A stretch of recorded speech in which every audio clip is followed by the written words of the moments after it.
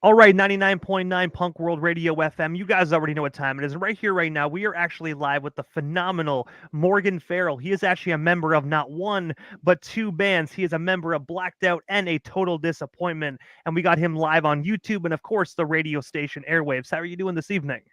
All right, brother. Thanks for having me. I got to say, you are most certainly welcome, but thank you in advance for just giving us a bit of your time, man. It's such an honor to speak with Canada's finest. Well, that's awfully flattering, but no problem at all, man. But I know you're a busy guy, man, so I'm not going to keep you for too long. But I have to ask, man, like just taking you back to Sure. the beginning of your amazing career this far, I have to ask, man, what actually inspired you and sparked you to actually pursue a career in punk rock, man? Because you are a phenomenal musician.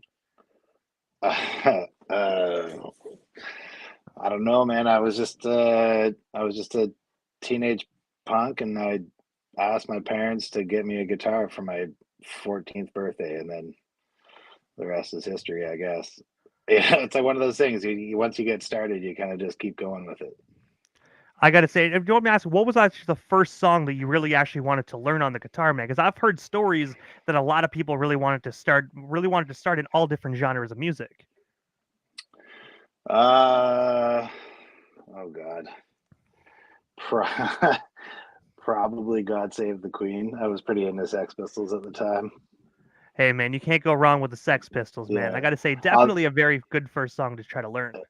yeah. Although I definitely, I did the old smoke on the water thing, just one fingered it up around on the E string. But it was a little while before I could actually play Sex Pistols songs, which, aren't that hard, but when you're starting out, they still are a little challenging. I actually heard "Smoke on the Water" is actually probably is or if not one of the easiest songs to actually learn on a guitar.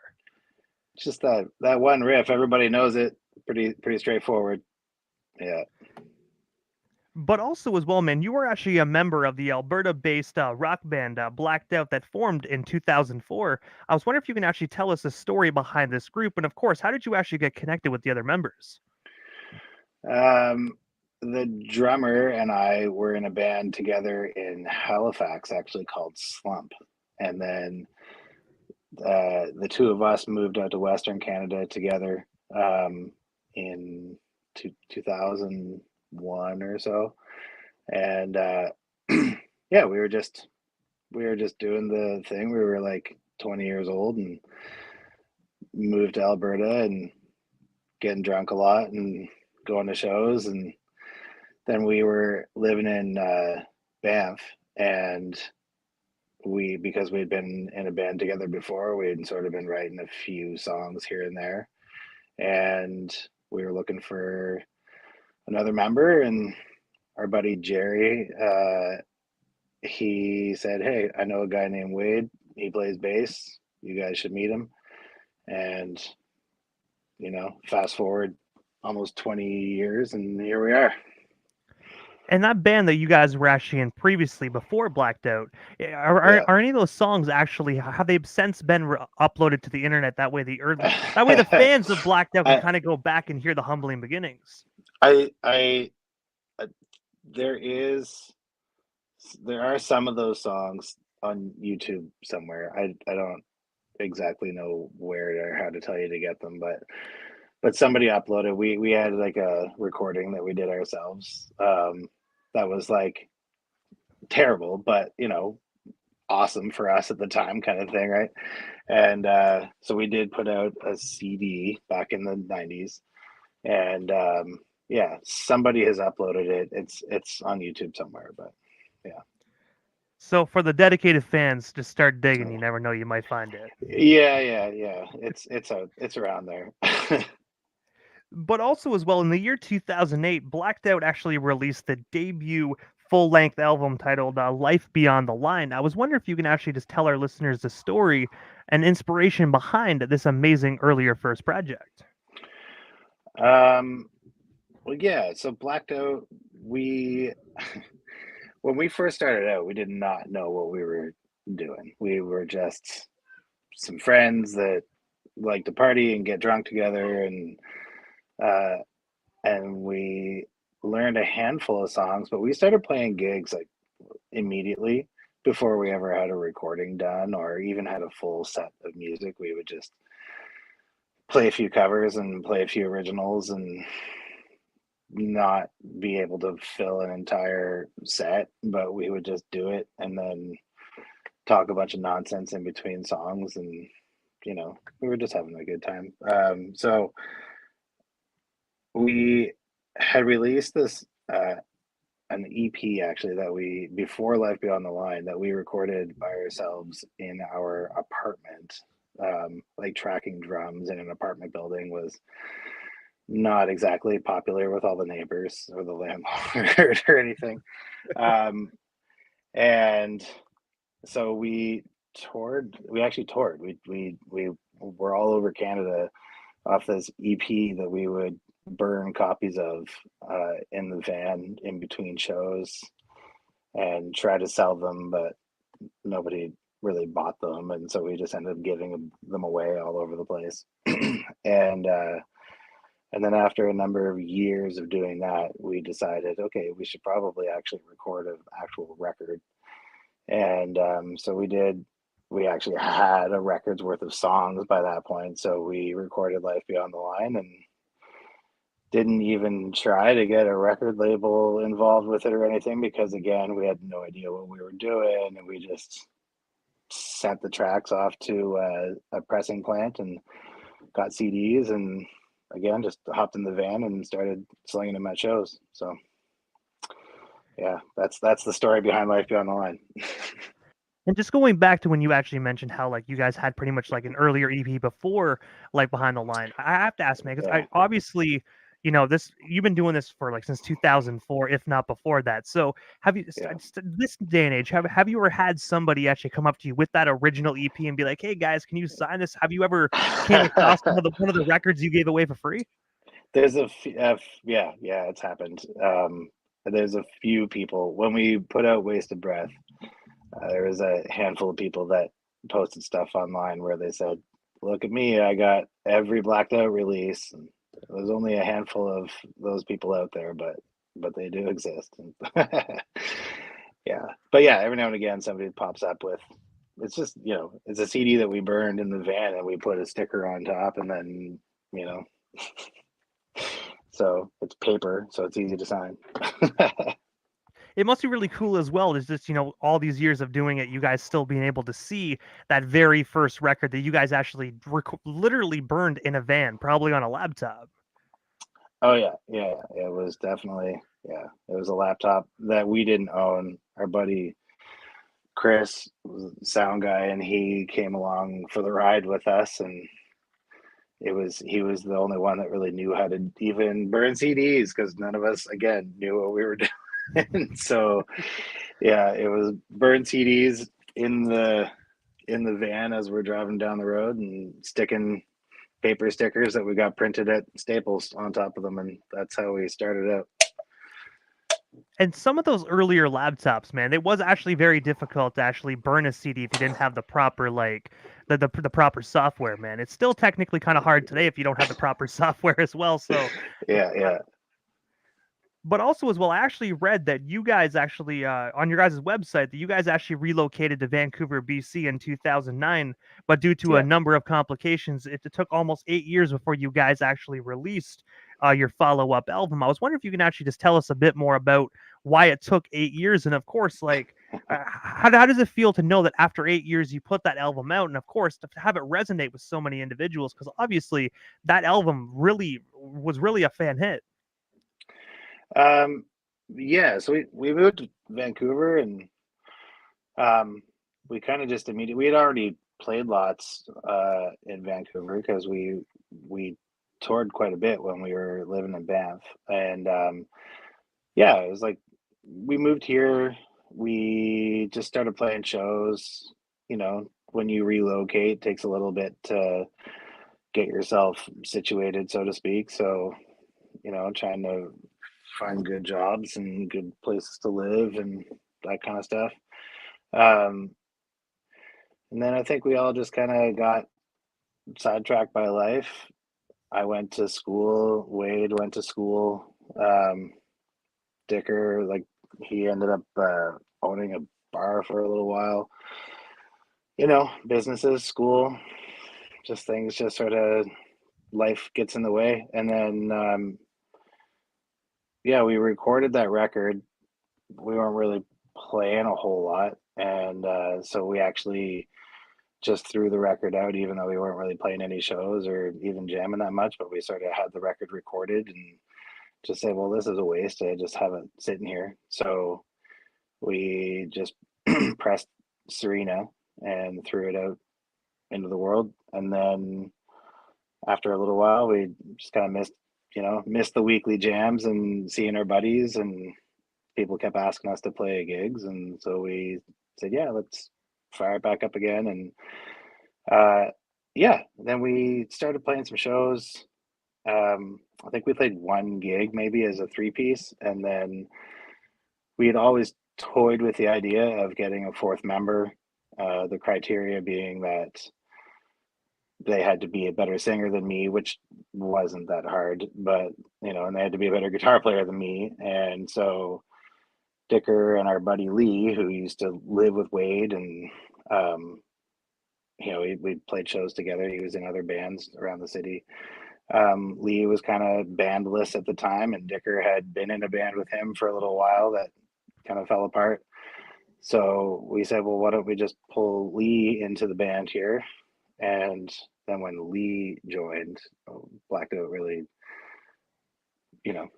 we sort of found our way a little better than we had been previously. So that's when we started writing a little more complex songs, actually doing harmonies, things like that. And that's when we wrote the songs that are on Wasted Breath. And that's when we started working with Thousand Islands Records. And yeah, everything just sort of started falling into place when Lee joined the band. And speaking of Thousand Islands Records, that's actually the next question I had on my list here, man. I was wondering, how did you actually get connected with that phenomenal Montreal record label? Like, obviously, I know you kind of brought it up a few moments ago, but like, what is the actual story behind that? Like, how did you guys land that deal? We had a few friends that knew them. We had buddies. The Core would have released a record on Thousand Islands.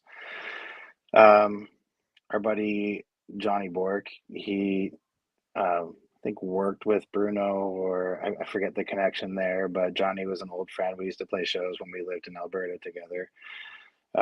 And then Steve Rawls from Belvedere, who's like an old friend of ours. Yeah, he said you guys should send. I sent him the tracks once we had recorded them, and he said you guys should send this to Thousand Islands. They probably want to work with you on it, and then I fired off an email, and then Bruno from Thousand Islands said, "Hey, let's work together." So yeah, And I I'd gotta like to say, think it was just purely on our own merit, but I know that there was other people pulling for us in that whole arrangement for sure.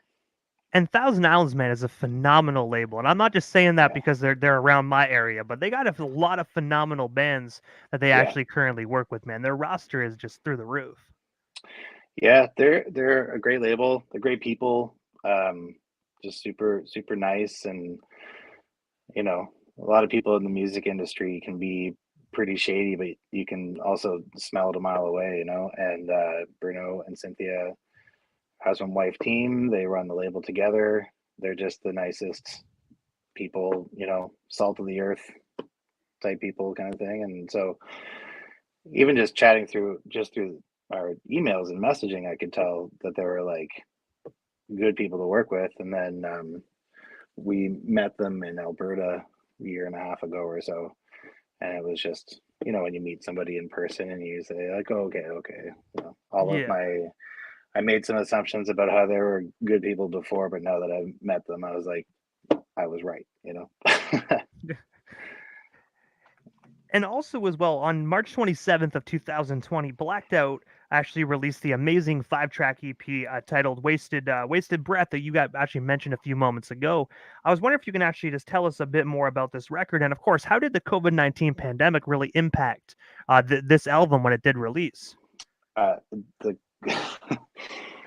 well, we released it, yeah, March 27th, which was just about 2 weeks after everywhere in Canada and most of North America decided to completely shut down. So releasing a record like only a couple weeks into a fresh pandemic is like definitely not the best time to drop a new album, you know. Definitely. Yeah, so um we had we had a tour with Belvedere booked. We had some stuff like we are about gonna fly out to do like some Quebec and Ontario stuff. I was starting to get the ball rolling on like a European tour. Like you know, we were gearing up. We had some a flashy new record and some songs that we really believed in, and we were trying to like push for it. And then the pandemic hit, so it really, you know, everything got canceled. And um, Bruno from Thousand Islands and I had a discussion where I remember saying like, "Well, what should we do?" And he's like, "I don't know, man. It's not like there's a playbook for do we release the record during a pandemic or something." So we just said, "Okay, let's just let's just release it anyway and see what happens and do the best we can." And I mean, I definitely, you know, think it would have had more of an impact had people not been more concerned with like, can I buy toilet paper and is my are my family members going to be safe? You know, like people were a little preoccupied, but in spite of all of that, I think it was received really well. We definitely had we sold a lot online, of course, because no shows. But I think once people sort of settled in a little bit to the pandemic and realized that this was how life was going to be for a little while, um, yeah, people really started ordering a lot of stuff from us. So I made about 1,000 trips to the post office, and people were buying records and buying T-shirts and buying all kinds of stuff from us. So we actually moved quite a bit of, I'd say like most of our record pressing we sold in the first like 6 months of the pandemic. So, you know, I don't know if that's luck or, you know, just sort of how it worked out, but people weren't going out and spending a bunch of money on beers at shows. They had money to spend on merch and wanted to support bands. So fortunately for us, had a fresh new record just released at that time. So it worked out. And speaking of that record, man, do you guys still have any hard copies available of that pressing? That way, individuals right now in 2023 can snag themselves a copy.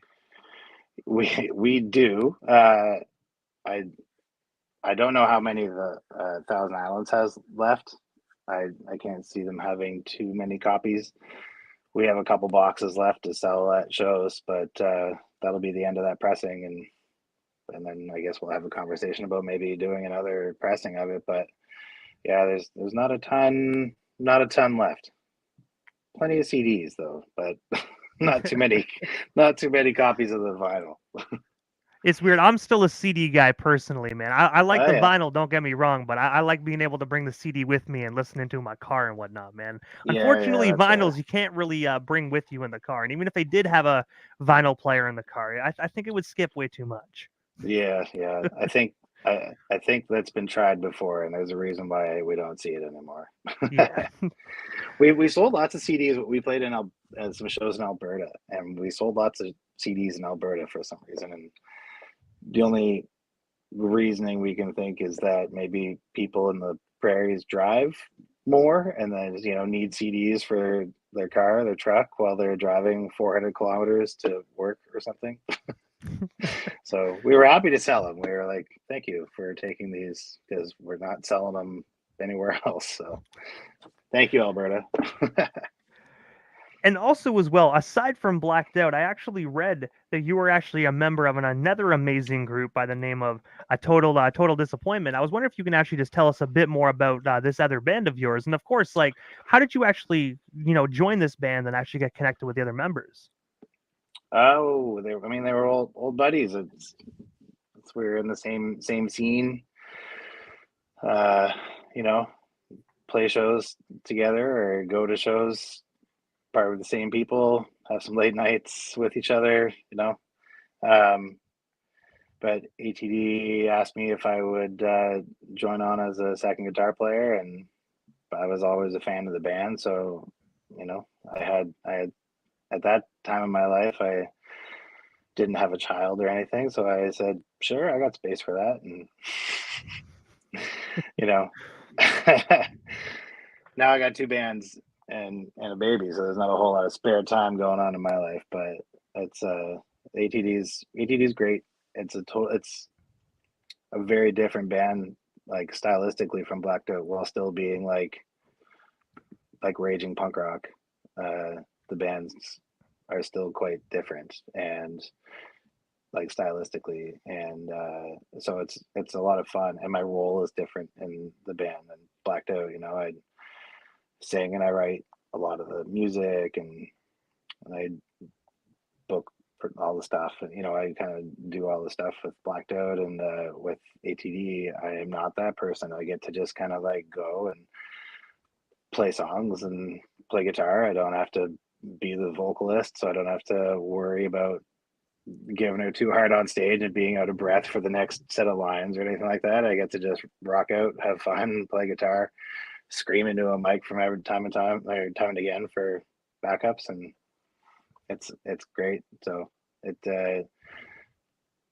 scratches like an itch that I don't necessarily get to do with Blacked Out, because I have to kind of be a little more aware of my breath and my position on the stage, because I can't be too far away from a microphone and stuff like that. So yeah, it's fun. I really enjoy being in both bands. And I know this is probably a cliche kind of question, but obviously, as you said, you got the family and you got two bands. Do you actually find it difficult to actually kind of juggle two bands at the same time, or does it just come natural to a musician like yourself? Uh, yeah, it's not too difficult. I mean, neither band is super active. It's not like we're trying to juggle a 6 week tour and a month long tour with the other guys, and having to deal with any sort of overlap. It's just kind of like, you know, we do a week here, or a couple weeks there, or a weekend here and there. Just this past summer, both bands did like a weekend rip together and played a couple shows together, so I had to do double duty, and you know, but it's not too difficult. We just do set jam nights, and that really helps. So we just know, Monday night ATD jams, Tuesday night blacked out jams, and that's it. It eliminates too much problem when we just sort of like pick a night and then go for it. And also, aside from being you being a musician, I also read that you actually are a freelance project manager and consultant. I was wondering what type of things do you manage and consult, and of course, what services are available, and if so, if they are available to the public, how can we actually go about inquiring about your services? um, yeah, you really dug deep on that one. Hey. That's my job, man. I Yeah, always try my yeah, best. If I can find it on the internet, I'm gonna ask it. That's all I'm gonna say. yeah. um, yeah, I used to do a lot more. Just kind of somebody would have an idea, usually in sort of music related businesses or whatever, where just my experience. I also used to. Uh, I was a bartender for a long time. I used to manage bars and stuff.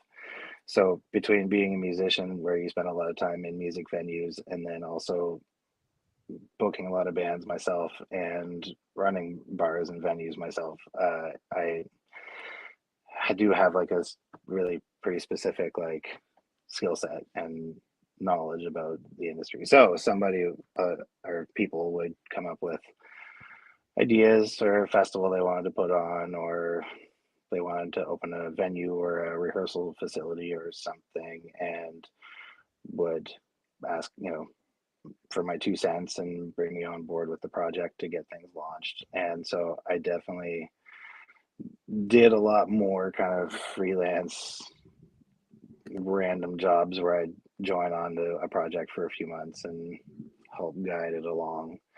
Uh, Much less so these days. I don't do that so much anymore. But But if also, anybody needs anything or wants any input on anything, feel free to contact me. Just message my Instagram or Facebook or anything like that. And if I can help, I'm happy to help.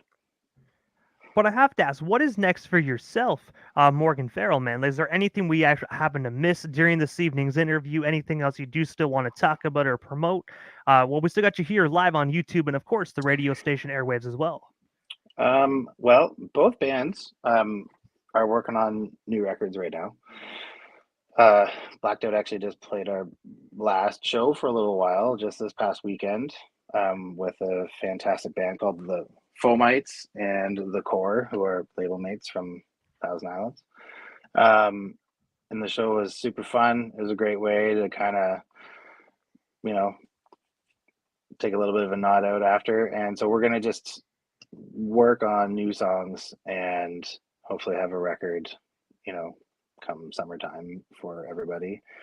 ATD, same. A bunch of songs have been written. We just kind of got to learn them all together and write a few more. I do a lot of writing myself, so I have been toying with the idea of, I write songs that aren't necessarily Blacked Out songs and they're not ATD songs, but they're still like good songs, and I kind of want to throw them out into the universe. So I'm toying with the idea of releasing just some stuff under my own name, just solo. I don't know. I can't see me actually doing like a full record, probably just a track here and a track there. But I love writing, and I want to just be able to kind of keep producing music as the songs come to me. I got to say, that's definitely a phenomenal idea. Like, do you plan on actually doing acoustic versions, or do you plan on just doing the guitaring that a regular guitarist for, and obviously not like acoustic? No, I want to. I mean, I don't tend to write really acoustic music. It usually comes out a little more louder and aggressive than that. So yeah, no, I think I probably just record. The plan I have right now is just to record electric songs by myself and just throw them. Because like I said, Blacked Out's relatively niche in what we do, and ATD different, but also still relatively niche in what is ATD style. So I got these other songs that kind of just don't fit anywhere. So I figured, well, I'll throw them out.